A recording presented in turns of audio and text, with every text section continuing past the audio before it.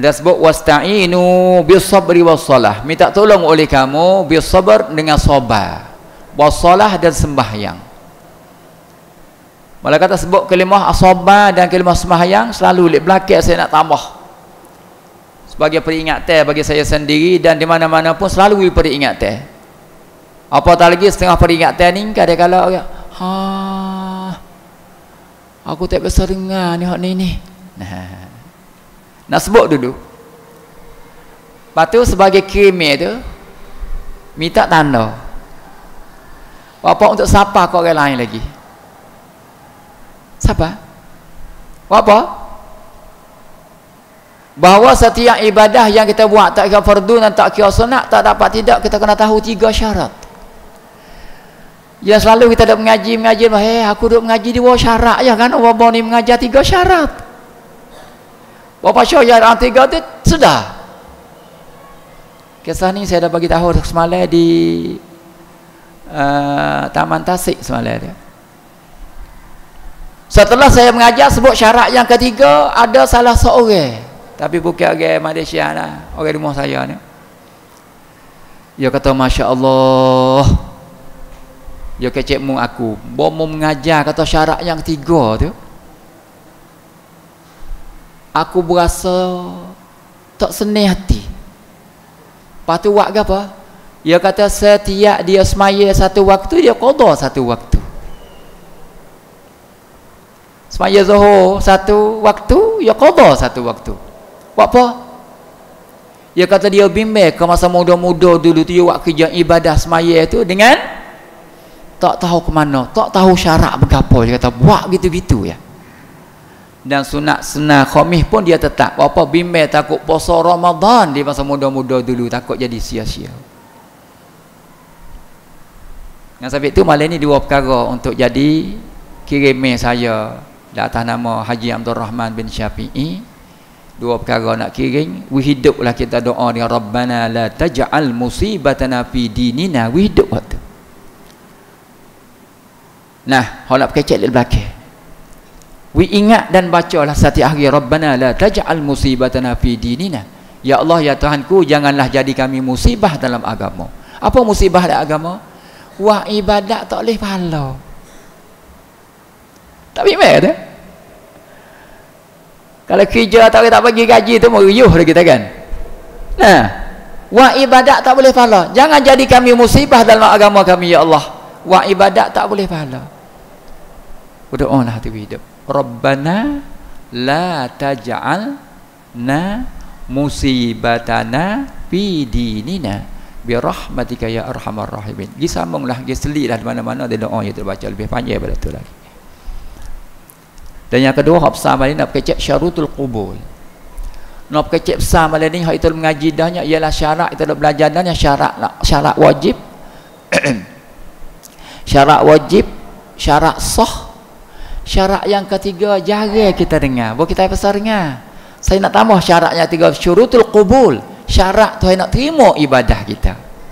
Nawi masuk dengan doa kita baca Rabbana la taj'al musibatana fi dinina.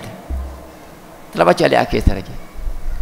Nah, lepas tu tolong sapa kepada orang lagi, kita kesia bagi buat ibadah dengan tak dapat ganjaran dan pahala daripada Allah Subhanahu wa taala.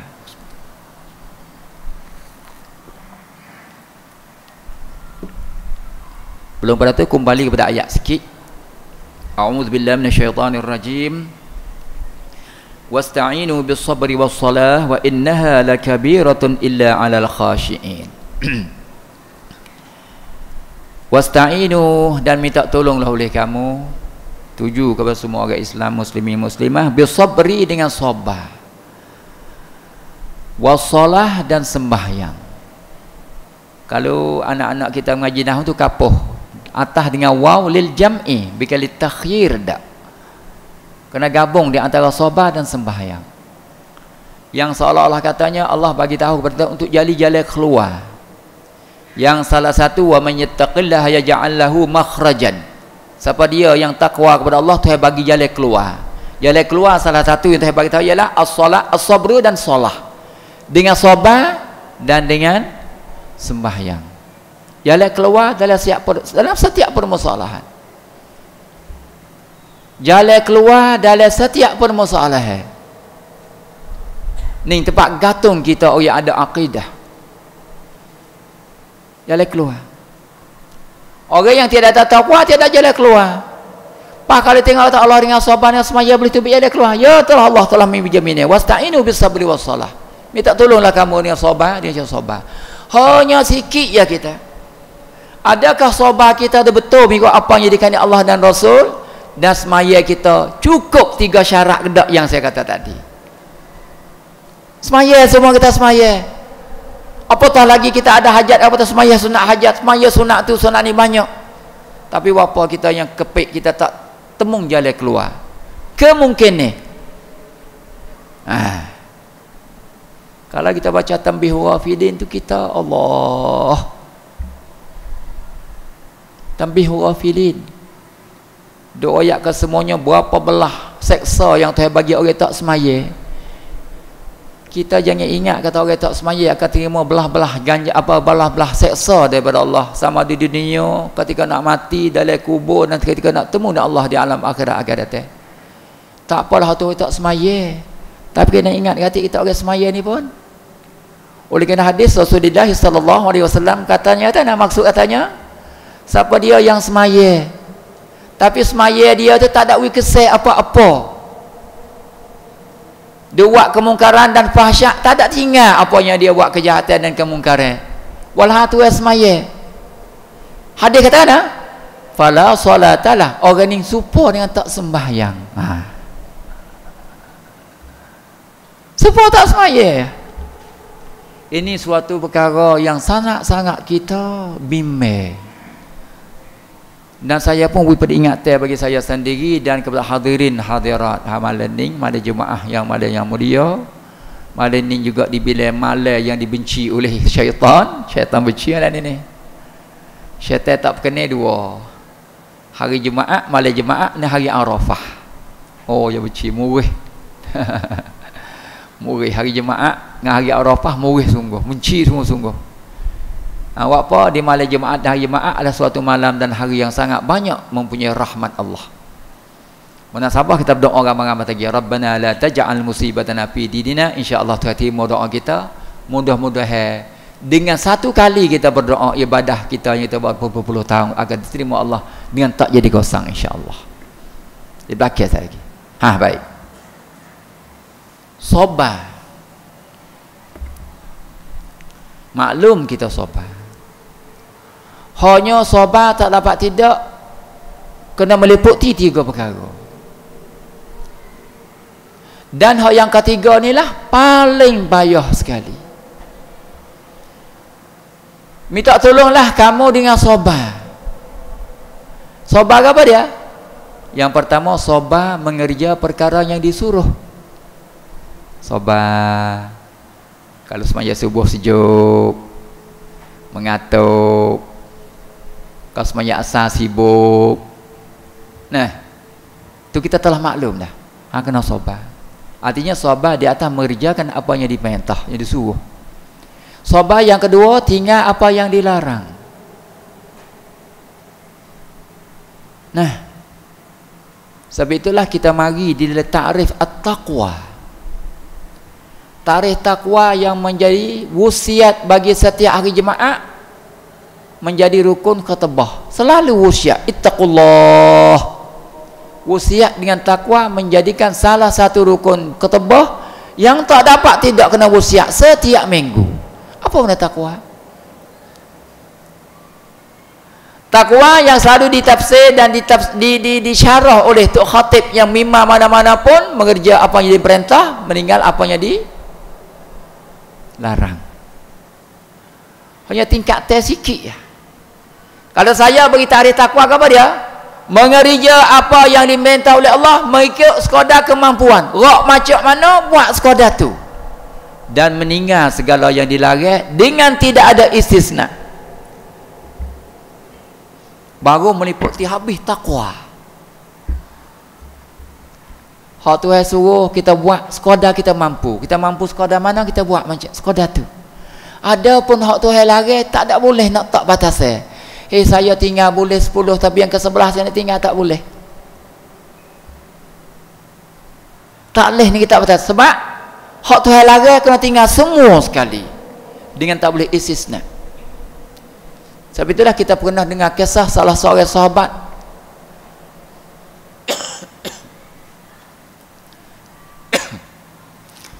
Setelah Rasulullah bagi tahu dia tentang takwa, wayak-wayak mari akik tangan kata, ya Rasulullah, hak suruh kamu, hak baginda suruh buat, saya buat boleh. Hak tinggal ya dia nak tinggal tak boleh. Rasulullah hoyak tadi itu semua boleh tinggal, tapi satu tadi tinggal. Apa dia? Zina. Ya tadi nak tinggal tak boleh kan Nisa, saya kata.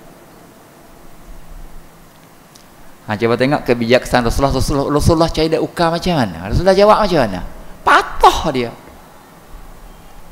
Rasulullah tengah jawab berapa kelimah ya? Patah dia. Dia buat kami boleh tinggal apa saja yang dilarang oleh Rasulullah, kami tinggal boleh ya Rasulullah, tapi zina kami nak tinggal tak, saya tinggal tak boleh ya Rasulullah. Selepas patah mana? Rasul jawab sikit ya, patah dia. Rasulullah kata, apa nak kata kalau pergi zina dengan ibu kamu?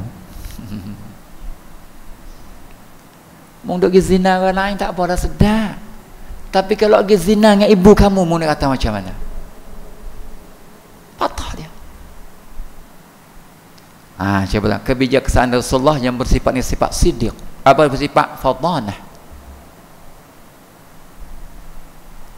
Rasulullah tak biar, tak apalah kamu nak zina dah, tapi cari alasan. Mau dia zina orang lain tak apalah, tapi macam mana kata kalau orang lagi zina dengan ibu kamu? Patah dia. Tu ya, tu takwa. Baik. Dalam musuh sabar mereka juga. Tak dapat tidak kita sabar. Yang kedua, meninggalkan apa yang dilarang. Tak boleh sama sekali istisna. Ya ini yang saya boleh tinggal 5 perkara, tapi ini perkara yang saya tak boleh tinggal, tak boleh. Walaupun satu perkara tak boleh nak istisna. Nak kecuali tak boleh. Masalah tak larang kena tinggal ke semua.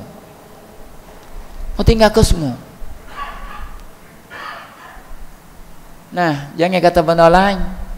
Ada pelajar kami demi. Sebab apa tu? Dia isap okok daun ya. Mereka sekolah tekeh, siapa dia isap okok akan didenda. Dia tinggal okok demi tinggal okok. Tinggal okok daun demi. Tu. Nak dia kata bukan mudah nak tinggal apa yang Tuhan lagi. Tapi dengan kesabaran saja dapat mengatasi. Tapi itu sabar. Yang kedua, ya sabar. Yang apa sabar? Yang pertama sabar buat apa yang diperintah. Yang kedua sabar tinggal apa yang dilarang. Yang ketiga paling berat lagi, iaitu sabar di atas bala bencana yang Tuhan tipu ke atas kita. Tapi inilah kita ada jalan ukar. Kita selalu di awal-awal kalau buat belajar kitab Jawi, buat ilmu sifat, buat ilmu kitab fiqh ataupun kitab tauhid, selalu kena belajar. Apatah lagi kalau belajar hadis 40 hak Imam Nawawi pun juga kena belajar al-Islam, al-Iman, al-Ihsan. Kena belajar apa dia Islam, apa dia iman, apa dia ihsan. Capur lagi untuk nak ukar dan nak mengatasi macam mana kita nak sabar di atas bala yang Tuhan tipu di atas kita. Kita kena pergi betul-betul. Apa tak lagi payah rukun iman ni perkara yang terakhir. Percaya kepada Allah, percaya kepada Rasul, percaya kepada kitab, malaikat, cara percaya pada hari kiamat, percaya qada dan qadar. Hak qada payah. Kelip pakak lah kita ada orang rumah tangga pakak dengan isteri kita. Kita faham macam mana percaya qada dan qadar. Kalau siapa dia betul percaya qada dan qadar, dia boleh mengatasi permasalahan bala yang Tuhan tipu atas dia. Apatah lagi kalau ada kita biasa beramal dengan haikal, doa haikal. Hak mula-mula dah qul lan yusibana illa ma kataballahu lana. Senang kita. Tambah sekali qada dan qadar. Qul kata alimu ya Muhammad, lan yusibana, tidak mengenang apa saja di atas kami bala dan bencana illa ma kataballahu lana, mereka apa yang sudah ditulis Allah semenjak daripada azal. Kita tak jadi kita lagi tu tanda dah. Gumbali situ terbuka segala-gala. Tapi itulah beriman dan percaya pada qada dan qadar adalah suatu perkara yang boleh membentuk kepribadian seorang muslim, boleh bentuk kepribadian orang muslim. Dia tak terasa apa-apa setelah ditimpa, sebab dia ingat kepada kesemua adalah apa yang sudah ditanda oleh Allah. Tak usah. Tapi itulah kami-kami di sana selalu bercontoh dari rumah tangga ya, masalah sabar di atas menanggung kepayahan dan bala yang Tuhan tipu. Kadang-kadang kita ibu bapa marah ke anak kita dengan sebab anak kita buat bergelah pecah sebiji ya. Biji ke butir macam ni. Anak kita dia minum air, gelah di tangan dia jatuh, pecah. Marah kita ke anak kita.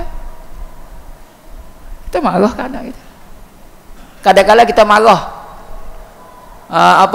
lebih-lebihan ke anak kita pukul dia. Walau harga gelah tu hanya harga berapa kupang saja. Berapa kita tak ingat bahawa gelah nak pecah dari mana? Kita tak ingat kepada qada dan qadar bahawa Tuhan sudah menentu gelah hak kita punya nak pecah bila. Sudah Tuhan tentu segala-galanya. Atau sedia kala lagi. Sampai dinah selalu kita dengar qada dan qadar untuk nasib baik dan jahat. Sekadar di atas kita, di atas benda lain kita pergi tak? Qada dan qadar di atas benda lain ya. Lain daripada kita, beratainya pokok kayu. Qada qadar ada tak? Kenapa pergi molek? Insya-Allah kita cek semula lepas qada qadar. Payah yang beriman. Beriman Allah tak payah. Hari kiamat tak payah lagi. Nah, bahawa satu hari tetap akan ada berlakunya hari kiamat, dunia akan hancur ke semua. Tak payah beriman, tetap ada, kita yakin, kita tak ingkar sama sekali. Tapi qada qadar, apatah lagi qada qadar berlaku, duk bertepek dengan kita, duk bergantung dengan kita setiap saat, setiap detik. Kalau kita silap nak qada dan qadar, apa nak kata? Walha qada dan qadar dibilih satu rukun daripada rukun iman. Ni hak banyak ni. Payah orang nak rusak akidah dengan Allah. Payah nak rusak akidah tentang kerasulan. Payah nak rusak dengan kitab. Payah dengan malaikat dan hari kiamat. Tapi hak nak jadi mudahnya nak rusak akidah kita dengan sebab silap qada dan qadar. Klip kecek lah kita. Ada orang belajar akidah. Itu dah mari ngajar akidah. Ya, kecek pergilah bang akidah. Sebab rusaknya sebab berpegang dengan qada dan qadar salah dengan Islam, tak rukun Islam tak apa lagi, tak semaya bagi Islam lagi, tak pakai rusak iman, nak panggil apa? Bukan nanti rusak satu rukun, rusak satu juzuk daripada satu rukun pun sudah dibilih orang itu tak beriman, jadi murtad, rusak agama dia. Yang kita kena jaga benar-benar. Nah, yang kena jaga benar-benar. Baik. Sabar, wasta'inu bis-sabri was-salah. Sabar, minta tolonglah kamu dengan kesabaran. Sabar dalam menunaikan perintah Allah. Sabar meninggal apa yang dilarang, dan sabar dengan bala yang Tuhan timpa di atas kita. Hantar sepanjangnya hanya kembalilah kita. Apatah lagi sekarang ni masalah timpa penyakit tu banyak. Maka kembalilah kita kepada Nabi Ayub alaihissalam. Setelah ingat kepada Nabi Ayub tu senang kita. Nabi Ayub susah, penyakit. Lama mana Nabi Ayub sakit? Sabar di atas bala yang tertipu di atas dia. Lama mana Nabi Ayub sakit? 18 tahun. 18 tahun. Bukan 18 hari, bukan 18 bulan. Nabi Ayub sakit 18 bulan. Itu telah maklum dah kita baca dalam sejarah Nabi Ayub alaihissalam adalah salah seorang Nabi yang kita pasti kena beriman dengan dia. Percaya kata adalah dia pesuruh Allah. Bacalah sejarah dia. Lebih-lebih lagi kita orang tua. Nah, dengan sabit inilah. Manakala kecek sabar yang pertama menunai apa yang diperintah Allah. Kembali tengoklah kita. Ingat sejarah Nabi Ayub sakit 18 tahun. Yang jangan sama sekali kita berdolah dalih dan dakwa dengan aku tak boleh nak beribadah, nak semaya tak boleh, nak waktu tak boleh, nak baca Quran tak boleh, nak berzikir tak boleh, nak sabit sakit tak boleh. Sebab Nabi Ayub sakit sangat berat tapi ibadah tak luput sama sekali. Uleh semalam baca dah untuk peringatan bagi saya dan bagi hadirin hadirat malam ni. Di hari akhirat Allah berhujah dengan 4 orang Nabi. Jadi manusia di akhirat nak berdolah belalik tak boleh. Ya Allah, saya tak sempat nak ibadah. Wak pun tak sepenuh. Wak pun tak sempurna. Kami banyak halangan dan terkendala banyak ya Allah. Dengan sebab itu setelah berdakwa daripada Allah, Allah bagi hujah dengan 4 orang Nabi. Yang pertama bagi orang sakit. Ya Allah, saya sakit sama-sama. Nak semaya pun tak boleh. Nah, nak berzikir pun tak boleh, nak tu tak boleh, nak baca Quran tak nampak mata. Allah kata cuba tengok Nabi Ayub alaihi salam. Sakit lama, sakit berat, sedikit pun Ayub tak luput ibadah. Pak kamu sakit macam mana? Kamu sakit lama mana? Berarti orang sakit Allah berhujah dengan Nabi Ayub AS. Yang kedua orang kaya. Kalau dia dakwa depan Allah di akhirat, ya Allah kami sibuk dengan sebab harta kamu bagi kepada kami banyak sangat ya Allah, kami tak sempat nak tak sempurna ibadah kami kepadamu ya Allah. Dengan sebab kekayaan yang kamu bagi kepada saya ya Allah. Allah berhujah dengan Nabi Sulaiman alaihi salam. Allah mengkaya sekadar mana nah. Hingga siapa tak sempat nak ibadah, tak ada nak ibadah, tak sempurnanya ibadah. Coba tengok Nabi Sulaiman AS, kekayaan dia yang Tuhan bagi, orang lain tidak ada standing dan sebanding dengan dia. Kayanya Sulaiman. Tuhan bagi yang kedua kepada Nabi Sulaiman, kerajaan yang sangat besar dan sangat luas, yang Tuhan tak bagi kepada orang yang lain selepas Nabi Sulaiman. Tapi Sulaiman tak sedikit pun luput hak ibadah kepada aku. Tuhan berhujah dengan Nabi Sulaiman. Berarti orang sakit, orang kaya, akik kepala tak naik. Sebab Allah wa hujah dia orang nabi, 2 orang nabi. Yang ketiga orang jadi koli orang, jadi hamba orang. Ya Allah ya Tuhanku, aku tak sempat nak kerja ibadah padamu, nak tak sempurna ya Allah. Apa jadi koli orang, jadi hamba orang, nak ibadah tak sempat. Kadang-kadang suruh buat tu buat ni, tak sempat untuk beribadah. Sehari kerja penuh, malam tidur terus. Kami tak sempat buat ibadah padamu ya Allah. Tuhan berhujah dengan Nabi Yusuf alaihissalam. Coba tengok Yusuf. Dia jadi hamba orang. Kan Yusuf dijual kan? Jadi hamba orang. Hamba Raja Mesir seketika itu. Coba tengok Yusuf. Walaupun dia jadi hamba kepada Siti Zulaikha sebelum dia kahwin Siti Zulaikha, Yusuf jadi hamba Raja Mesir seketika itu. Tapi ibadah Yusuf tak luput, tak kurang. Bahmong sekadar mana nah dia jadi koli orang. Tak ada nak makan nasi dah ke? Tak ada nak semaya dah ke? Tak ada nak baca Quran dah ke? Ya, akik kepala tak naik bagi orang yang jadi koli orang. Berhujah Allah dengan Nabi Yusuf alaihissalam. Yang keempat, orang miskin, sesak. Ya Allah ya Tuhan kami miskin, kamu bagi kami miskin di dunia dulu. Kami tak sempat, kami kerja pagi makan tengah hari, kerja tengah hari makan petang, kerja petang makan malam. Begitulah kami sepanjang tahun, beberapa tahun kami tak sempat ibadah padamu, tak sempurna ibadat padamu ya Allah. Allah kata kamu tak tengok ke Isa alaihissalam. Kamu tak tengok kami Isa.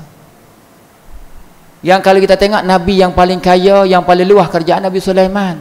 Nabi yang paling miskin, kita kata Nabi kita miskin dah. Nabi Isa lebih miskin daripada Nabi-Nabi yang lain. Mana miskin sekadar mana Nabi Isa? Hingga siapa Siti Maryam nak beranak pergi beranak di mana? Tak ada rumah. Nabi Isa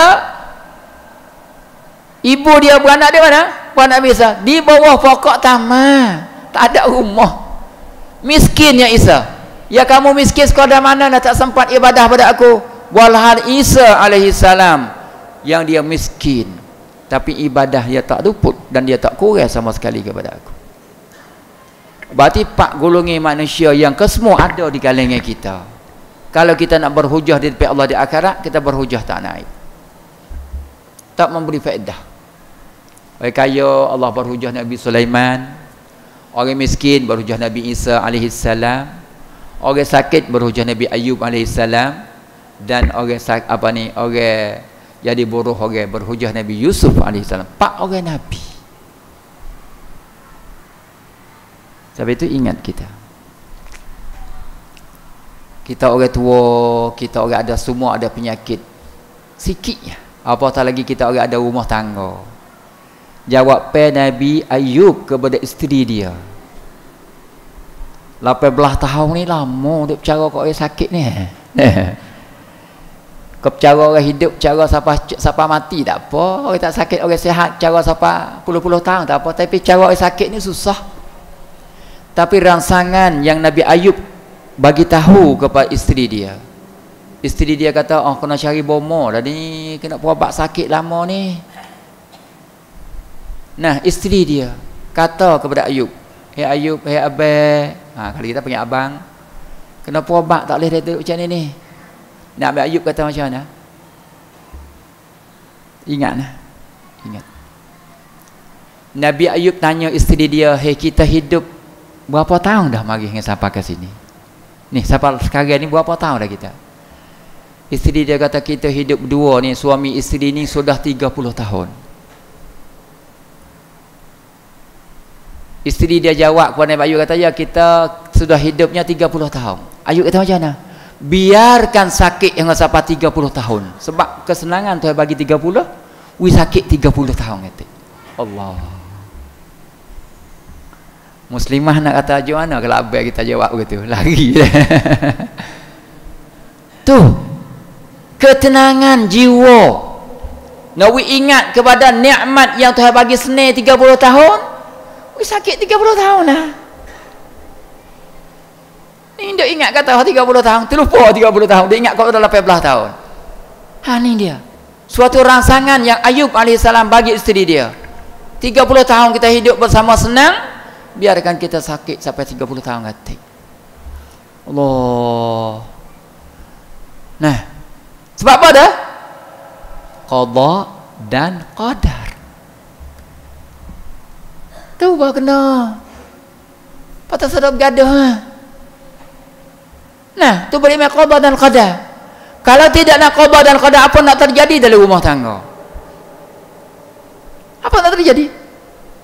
Tapi tadi kita bercakap mulai tu, penjelasan tentang qada dan qadar baikmu, lebih baik. Dengan qada dan qadar adalah membentukkan kehidupan yang murni. Membentukkan kepribadian kita hidup rumah tangga tenang. Tak ada gupu apa. Kita bisa dengar Nabi kita ke?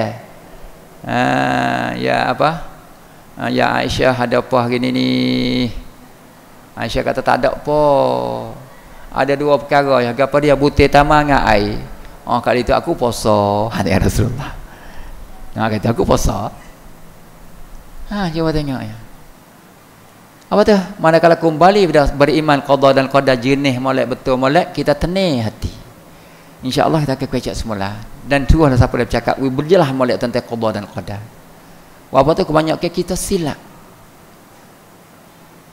Apatah lagi kita paling silap lagi daripada qada dan qadar di atas kita manusia saja ya.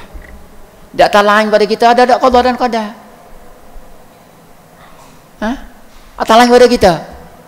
Pokok kayu menatai duk main kambing duk main tepi batas di langgar oleh kereta. Qada ada. Qada. Duk nak main di tepi batas kata nama mana ya. Tapi hari ni di langgar oleh apa? Qada dan qadar yang sudah Tuhan tanda semenjak dia betul jadi kambing lagi. Tenang kita. Apa? Kita tak kena maki kepada Tuhan dia. Siapa dia punya kambing tak ikat. Punah kereta aku ni. Akhirnya kita guna Allah kita rusak pegangan akidah, dengan tuai kambing pun juga tuai kambing sakit hati sebab kita maki dia. Dengan sebab itu dah silap beriman qada dan qadar, orang itu akan rusak akibah akidah dengan Allah, dan dia akan jadi punah hubungnya di atas dia dengan makhluk. Nah, itu baik tenang. Baik. Yang kedua, wasta'inu bis-sabr was-salah wa innaha lakabiratun illa 'alal khashiin. Minta tolong dengan sabar dan sembahyang. Wa innaha lakabiratun, sesungguhnya sembahyang itu sangat berat, illa 'alal khashiin, mereka orang yang sifat ada orang khusyuk saja yang tersinggung semaya adalah rasa orang ni.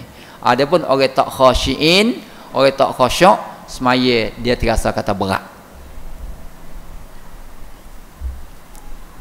Saya teringat lekat dalam otak sikit semenjak saya muda-muda awal-awal belajar pondok dulu. Tok guru kata, kau masa duk belajar kitab Pati Musalli Hasmaya.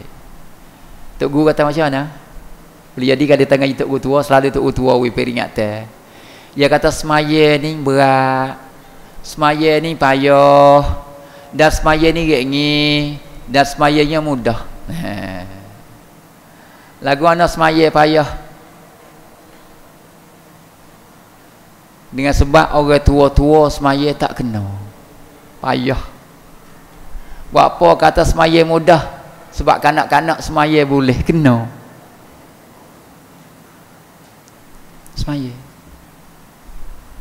Kali gitu taujih yang saya bagi dari surah Al-Baqarah kita baca malam ni, taujih untuk kita cari tekeningnya dua perkara ni. Kita nak kecek semaya. Semaya adalah satu ibadah, apatah lagi yang telah kita maklum salah satu rukun Islam. Apatah lagi kata wasta'inu bis-sabri was-salah, minta tolong semaya. Semaya sebuah kata tadi. Bagi orang yang semaya, walha semaya dia tak memberi kesan apa-apa dalam kehidupan dia. Artinya duk semaya tak tinggal, tapi kepribadian yang tak baik tak berubah.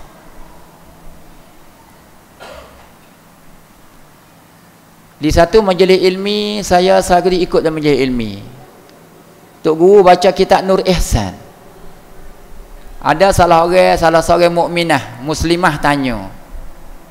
Dia kata macam mana? Dia kata ada cucu tapi payah. Royak tak reti. Nak ubah perangai dia payah. Nak buat macam mana?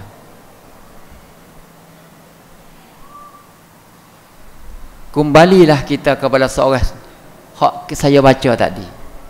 Salah seorang rasul dari kalangan 4 orang rasul yang tewak hujah di akhirat-akhirat dengan salah seorang yang jadi anak koli orang, iaitu Nabi Yusuf. Kita maklum dah. Lagu mana Zulaikha sebelum dia berkahwin dengan Nabi Yusuf? Siti Zulaikha sebelum dia berkahwin dengan Nabi Yusuf. Jadi macam mana tu akhlak dia?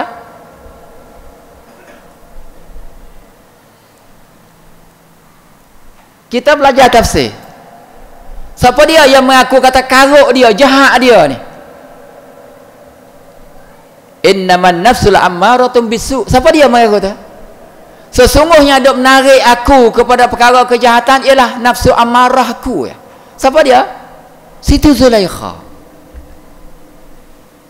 Ya, dia mengaku di depan Nabi Yusuf. Tak maklum siapa tu dah? Zulaikha buat macam mana ke Yusuf? Macam mana tak itu tayah? Tekam kan? Dengan siapa? Koyak baju Yusuf. Lepas tu Nabi Yusuf koyak baju, cari baju Nabi Yusuf pula. Zulaikha pula tuduh kata Yusuf. Kata dia. Jawab tengok dia.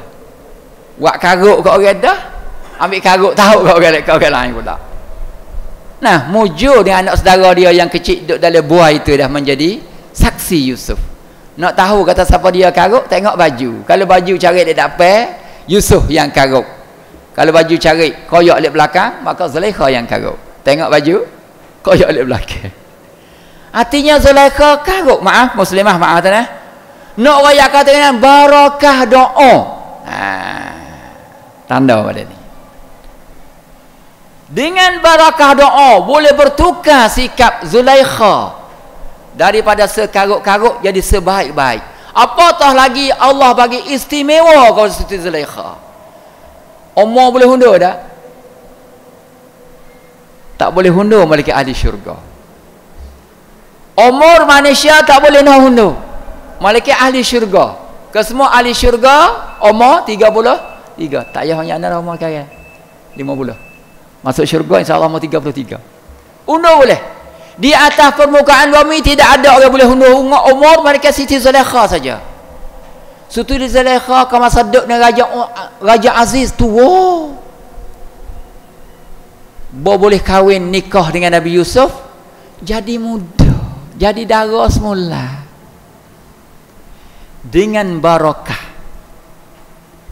doa Rabbisrif annisu wal fahsya waj'alni minal mukhlisin. Baca syuklah ke kepala anak kita hak buah. InsyaAllah barakah doa ni akan boleh tukar akhlak. Rabbi, wahai Tuhanku, isrif, tukar olehmu, anni, daripada aku, asu, kejahatan, wal fahsya, dan kekarutan, waj'alni minal mukhlisin, dan jadilah aku orang yang ikhlas kepadamu ya Allah. Baca. Kalau segi-segi nak semaya, insya-Allah dengan barakah doa ni kita akan jadi rajin. Ditambah dengan kau sebagai tanda. Kalau anak kita laki-laki kita baca Rabbisrif anhusu, anhu. Kalau anak kita yang perempuan Rabbisrif anha, kena tukar dhamir dah, kena ngaji kaedah nahwu dah lah, kaedah bahasa Arab dah. Tanda, boleh tanda? Kau ingat dah mana itu? Rabbisrif annisu anni asu wal fahsya waj'alni minal mukhlisin. Baik, itu adalah perkara yang tak dapat kita boleh buat amal untuk cari keberkatan dengan Allah Subhanahu wa taala yang kita gabung di antara doa dan sabar. Yang mana Rasulullah katanya silahul mu'min as-sabr wa doa. Senjata orang mukmin ialah doa dan sabar. Berdoa lah kita. Doa. Nah, berdoa. Baik. Sebab tu dah sikit lagi, maaf. Akhir sekali, manakala sebut kata sembahyang dan sebut kata ibadah lain, mana-mana ibadah pun jangan terlupa kepada 3 syarat. Walau bagaimanapun kita pasti kena penuh dengan 3 syarat ni.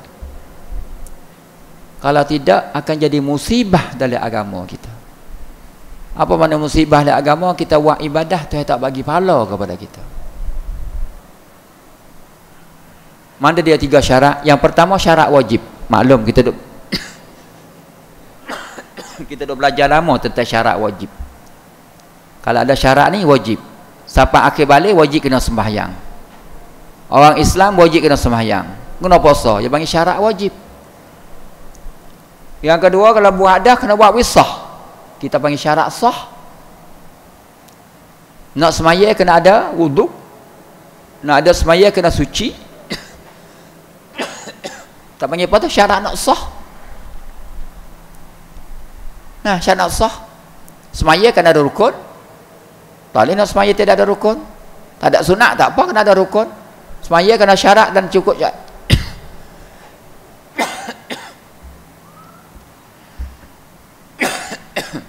Semaya cukup syarat, cukup rukun, sah. Kita panggil syarat sah.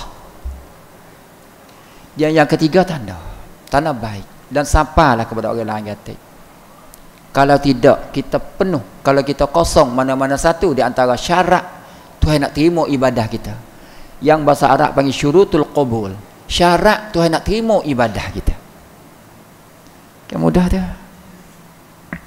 Bukan kita buat ibadat buat lepas-lepas dah. Puasa dah ya, puasa. Oh, saya tak tinggal puasa Ramadan penuh. 30, 29. Jadi tambah lagi dengan Sittah Syawal, sunat Syawal lagi. Ingat, adakah syarat yang ketiga tu kita ada atau tidak? Syarat Tuhan nak terima ibadat kita ada 4 perkara. 1, Islam. Tak apa, masuklah kita tu. Alhamdulillah, kita orang Islam, buat ibadah Tuhan terima. Ada satu majlis ilmi, ada salah seorang tanya saya, Apa kalau orang Kristian buat masjid boleh pahala tak? Orang Kristian kalau buat masjid dia dah. Nah, dia bagi modal buat satu masjid, sebuah masjid cukup. Boleh pahala tak? Awak ni kena belajar syurutul qubul. Walaupun ibadat dia buat tu baik, bagus. Tapi adakah yang dia buat tu cukup syarat tu nak terima ibadah dia atau tidak? Yang pertama Islam. Pakai Kristian Islam tak? Tak. Luput. Kita alhamdulillah termasuk daripada kita buat ibadat Tuhan terima sebab kita Islam. 3 lagi. Yang kedua syarat Tuhan nak terima ibadah kita ikhlas. Payah sikit. Ikhlas lillah, semata-mata kerana Allah dengan tidak campur yang lain. Yang ketiga syarat Tuhan nak terima ibadah kita ialah ibadah kita yang kita buat muwafaqah dengan perbuatan Rasul, iaitu cocok dengan apa yang dibuat oleh Rasul. Artinya tak menyalahi dengan apa yang Rasul kerja. Rasul buat macam mana, kita buat serupa dengan Rasul buat. Kalau kita buat tak serupa, dia tak terima. Sebab Rasul adalah mentauladani dalam kehidupan dan ibadah dan setiap perkara. Nak tengok ibadah, tengok Rasulullah. Rasulullah buat macam mana, kita buat macam tu. Kalau kita buat tak serupa Rasulullah buat, maka kita dibilang ibadah kita tak diterima sebab tak cukup syarat qabul. Yang terakhir malam ni ialah syarat nak terima ibadah kita ialah tak mengerja perkara yang membatalkan pahala ibadah. Tak mengerja perkara yang membatal pahala ibadah kita. Itu kena belajar penawar bagi hati. Mana dia ria, buat ibadah royak ke dema lain. Mana dia sum'ah, buat orang nampak tengok panggil ria. Buat orang sebut-sebut baik kita panggil sum'ah. Orang tak puji kita, orang tak kata apa, kita duduk sore kita pun kita heran berasa kata masya-Allah aku ni pisik sungguh ni, aku istimewa ni. Rajin ibadah, orang panggil ujub. Ke semua tu perkara batal ibadah kita lah kata, batal pahala. Ibadah kita tak batal, luput kefarduan yang kita buat tak kena qada, tapi pahala yang kita tak dapat. Dengan sebab kita buat perkara yang membatalkan pahala kita, yang tak dapat, tidak kita kena belajar pelamar bagi hati dan kena ngaji tasawuf. Ulang sekali lagi. Syarat ada 3 syarat. Syarat wajib, syarat sah. Dan yang ketiga syarat tidak terima ibadah kita. Bahasa Arab panggil syarat qabul, syurutul qabul. Syarat qabul, tak terima ibadah kita ada 4. 1 Islam. 2 ikhlas. 3 ibadah kita secocok ataupun sama, muwafaqah dengan perbuatan Rasul. Yang terakhir tak mengerja, tidak mengerja perkara yang membatal pahala ibadah kita. Semua dah biasa dengar dah tu, hanya nama kita tak panggil syurutul qabul. Yang ketiga syarat tu besar sangat. Buat apa tu? Nah, sebab suatu perkara yang menjadi musibah dalam agama kita, sama-sama kita berdoa lepas kita baca kulhu. Nah, mudah-mudahan Tuhan lepas kita daripada musibah, dan ibadah kita semua tu akan jadi ibadah yang memberi arti dan faedah kepada kita lepas pada kita mati kata insya-Allah. Kita baca kulhu 7 kali dengan malam Jumaat, kita selawat Jibril 3 kali, dan kita hadiah pahala kepada hadiah pahala kita baca tadi itu kepada ibu bapa kita yang meninggal dan keluarga kita, wahai kita nak Islam semua, dan kita minta doa Allahumma ghfir lahum warhamhum. Al-Fatihah.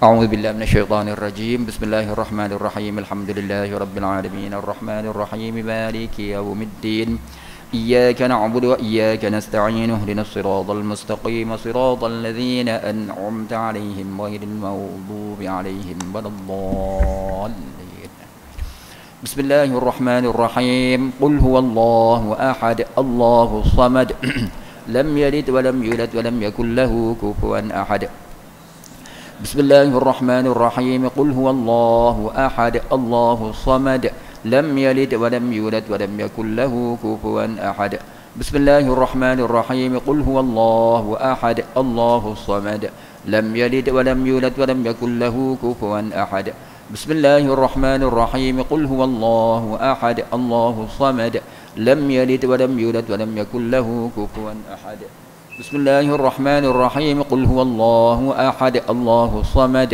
لم يلد ولم يولد ولم يكن له كفوا أحد بسم الله الرحمن الرحيم قل هو الله أحد الله الصمد لم يلد ولم يولد ولم يكن له كفوا أحد بسم الله الرحمن الرحيم قل هو الله أحد الله الصمد لم يلد ولم يولد ولم يكن له كفوا أحد.